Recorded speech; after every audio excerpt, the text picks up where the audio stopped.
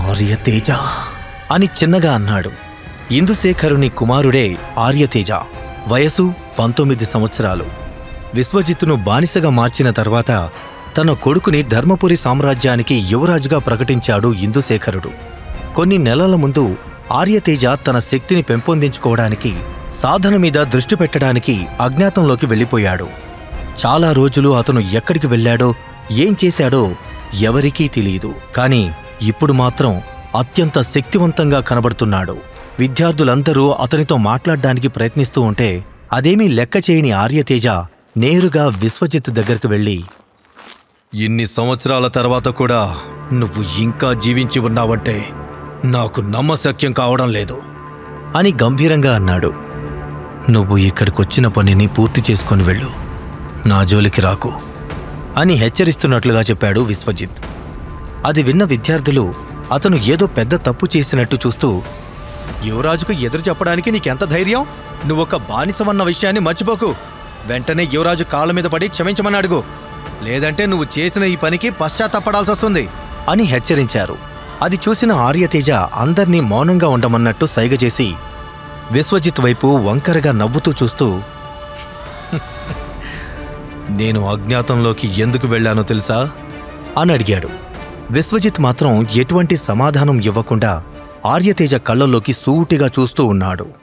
దానితో ఆర్యతేజ తన మాటలను కొనసాగిస్తూ, జనార్దన మహర్షి ఇచ్చిన దివ్య ఔషధాలు అసాధారణమైనవి.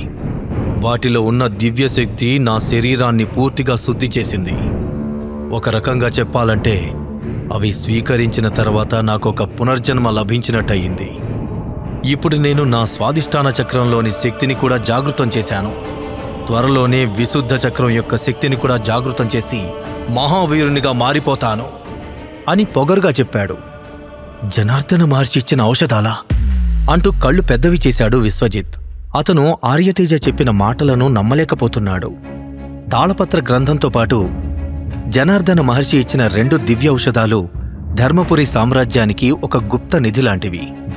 వాటిని ఒక రహస్య స్థలంలో దాచి ఉంచారని మహారాజు సూర్యశేఖరుడు విశ్వజిత్కి చెప్పాడు. అంతేకాదు, రాజవంశీకులలో ఎవరైతే 19 సంవత్సరాలకు తమ స్వాదిష్టాన చక్రాన్ని జాగృతం చేస్తారో వాళ్లకి మాత్రమే ఆ ఔషధాలు స్వీకరించే అర్హత ఉంటుంది. కాని ఇంతవరకు రాజవంశీకులలో ఎవ్వరూ 19 సంవత్సరాలలోపు తమ స్వాదిష్టాన చక్రాన్ని జాగృతం చేయలేదు. అందుకే ఆ ఔషధాలు ఏ ఒక్కరికీ దక్కలేదు. కాని 3 సంవత్సరాలకు పూర్వం ఎప్పుడైతే 16 ఏళ్ల వయసులోనే విశ్వజిత్ తన మూలాధార చక్రాన్ని జాగృతం చేశాడో అప్పుడే అతని తండ్రి స్వాదిష్టాన చక్రాన్ని అతి త్వరలో జాగృతం చేస్తే గనక తనకి ఆ దివ్య ఔషధాలను ఇస్తానని మాటిచ్చాడు. దురదృష్టవశాత్తు మహారాజు చనిపోయిన తర్వాత అతను బానిసగా మారిపోవడం వల్ల శిక్షణతో పాటు షట్చక్ర సాధనను కూడా కొనసాగించలేకపోయాడు.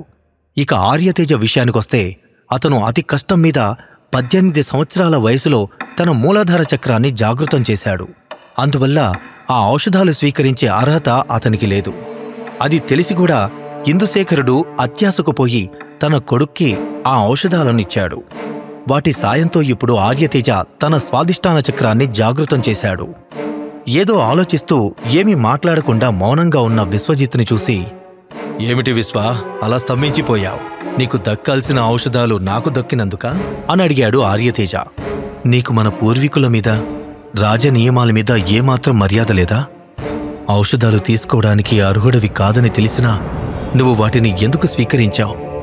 నీకు కొంచెం కూడా భయం లేదా అని సూటిగా ప్రశ్నించాడు విశ్వజిత్. అతనికి ఆర్యతేజ ఒక మూర్ఖుడిలాగా కనబడుతూ ఉన్నాడు. ఇక విశ్వజిత్కి ఎలాంటి సమాధానం చెప్పాలో తెలియని ఆర్యతేజ కోపంగా పిడికిలి బిగించి, నన్ను ప్రశ్నించే అర్హత నీకు లేదు. చెప్పానుగా, నేను ఇప్పుడు స్వాదిష్టాన చక్రాన్ని జాగృతం చేశాను. అతి పరాక్రమవంతమైన రాక్షసులను సైతం నేను నిమిషాల్లో చిత్తు చేయగలను. అలాంటిది నువ్వొక బానిసవి.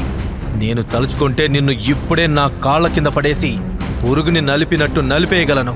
నా శక్తి అంటూ ఇప్పుడే చూపిస్తాను అని అక్కడున్న ఆచార్యునితో, నేను నా శిక్షణ సహాయకుడిని ఎంచుకోవాలనుకుంటున్నాను అని చెప్పాడు. వెంటనే ఆచార్యుడు ఖైదీలందరినీ వరుస క్రమంలో నిలబెట్టాడు.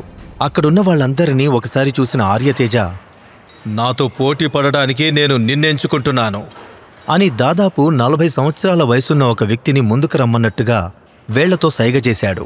దాంతో ఆ వ్యక్తి అడుగులు ముందుకు వేశాడు. కాని అతని శరీరమంతా కంపించిపోతోంది. అందరూ చూస్తుండగానే పిడికిలి బిగించి సహస్రానంది ముష్టిక అంటూ ఆర్యతేజ అతని చెంపపై బలంగా కొట్టాడు. ఒక్క పిడికిలి దెబ్బకి ఆ సహాయకుడు రక్తం కక్కుకుంటూ కుప్పకూలిపోయాడు. అది చూసి అక్కడ ఉన్న ఖైదీలందరూ గజగజ వణుకుతూ ఉంటే విద్యార్థులందరూ ఆర్యతేజని పొగడ్తలతో ముంచెత్తుతున్నారు. ఆర్యతేజ తన శక్తిని ప్రదర్శించుకోవడానికి ఇదంతా చేస్తున్నాడని తెలిసిన విశ్వజిత్ మాత్రం మౌనంగా ఉండిపోయాడు. కాని రాజకుటుంబంలో రహస్య సాంకేతికతగా ఉన్న సహస్రనంది ముష్టికను ఆర్యతేజ ఎంత త్వరగా ఎలా నేర్చుకోగలిగాడో అతనికి అంతుచిక్కట్లేదు. ఆర్యతేజ చేసిన దాడికి నేలమీద పడిన ఖైదీ అతని కాళ్లు పట్టుకొని, యువరాజా, దయచేసి నాపై దాడి చేయకండి, కనికరించి వదిలేయండి అని బ్రతిమాలుతూ ఏడవడం మొదలుపెట్టాడు. కాని అతని మీద ఏమాత్రం దయచూపని ఆర్యతేజ తన 2 చేతులను జోడించి ఆ వ్యక్తి తలపై బలంగా కొట్టాడు. ఆ దెబ్బతో అతని తలలో ఉన్న ఎముకలన్నీ పెళపెళమంటూ విరిగిపోయాయి. ఆ శబ్దం శిక్షణ శిబిరం అంతా ప్రతిధ్వనించింది. అంతటితో ఆ సహాయకుడి శ్వాస కూడా ఆగిపోయింది. దాంతో చుట్టూ ఉన్న వాళ్లు మరోసారి ఆర్యతేజను పొగడ్తలతో ముంచెత్తేశారు. చుట్టుపక్కల ఉన్న రాజ్యాలలో మన యువరాజుని ఎదిరించే మగాడే లేడు అంటూ యువరాజు ఆర్యతేజకి జేజేలు కొట్టడం మొదలుపెట్టారు. అది విని ఆర్యతేజ లోలోపలే సంబరపడుతూ మరోసారి విశ్వజిత్ దగ్గరకు వెళ్లి, నువ్వేం కంగారు పడకు, నేను నిన్ను అంత త్వరగా చంపను. నా శక్తి ముందు నువ్వు ఎందుకు పనికిరావని నీకు తెలియాలి. నీకంటే నేనే గొప్పవాడినని నీ నోటితో చెప్పిస్తా అనన్నాడు.